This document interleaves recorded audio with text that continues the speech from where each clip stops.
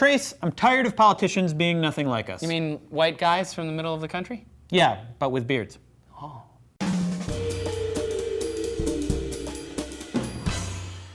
Hey constituents, I'm Trace. And I'm Craig, aka WheezyWaiter, here at D News. If you've been following the US presidential election, you might have noticed that all the candidates have one thing in common.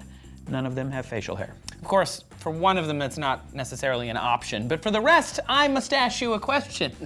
Where's the beard? Come on, let that face flag fly. Slate correspondent Justin Peters noticed the anomaly in the last presidential election, and the one before that, and the one before that. In fact, the last president with any sort of lip wig was William Howard Taft. If you flip through the official U.S. portraits of the presidents, you will notice that only 9 of them have beards or mustaches, starting with Lincoln in 1860 and ending with Taft in 1913, with a few gaps and face fuzz in between. Lincoln grew his famous chin curtain at the behest of an 11-year-old girl when she told him it would help his thin face and women would tease their husbands to vote for him. This was during the late 19th century when beards were coming into vogue as a way of symbolizing masculinity and authority. This might explain why Civil War soldiers sported some outrageous faces and why 6 of those presidents after Lincoln were bearded. They all served in the war. But everything changed when the German nation attacked France by way of neutral Belgium in an effort to defeat them before the Russians arrived to help the Serbians fight the Austro-Hungarians in 1914. You get it, right? It makes sense personally. World War I was confusing. And a side effect of the famous trench warfare was the introduction of chemical weapons. To survive a gas attack, soldiers had to wear masks, but beards wouldn't allow for an airtight seal, so they had to go. Beard or agonizing death? It's a tough call.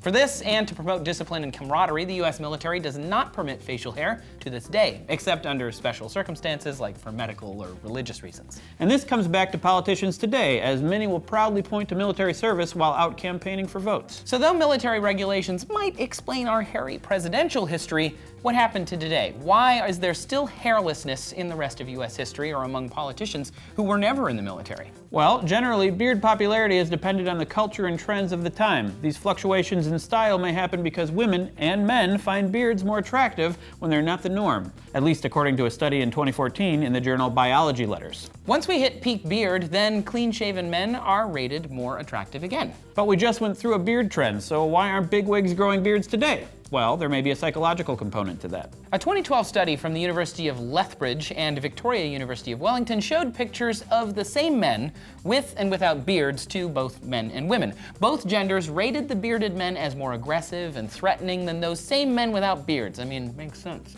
These are not traits most politicians want to advertise, especially now that they're so visible since the invention of television. And as campaign consultant Jeff Jacobs points out, beards are associated with old men who can't change. And right now, the US political landscape is all about change. And older voters may still associate a jowl cowl with the hippies and communists of old.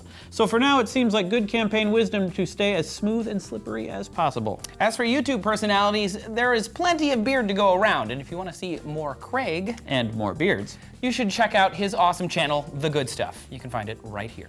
In the 60s and 70s, scientist Vera Rubin noticed a difference between the angular motion of the galaxies she predicted and the motion she observed. This was a huge problem. Basically, Rubin found that galaxies were spinning too fast. So fast, in fact, that they should be flinging all of their stars out into outer space. But they weren't, obviously. And if you just want to see my beard, you can check out my own channel, WheezyWaiter. The link's in the description. So, do you think that we're really so shallow that we wouldn't elect a candidate that's got, some kind of face fuzz, handlebar mustache? I would. Something like that. Let us know down in the comments, like and subscribe, and we will see you next time on D News. Hey, Craig, you want to do that secret thing that only bearded guys know about? Yeah. Whoa! You don't understand because you don't have a beard.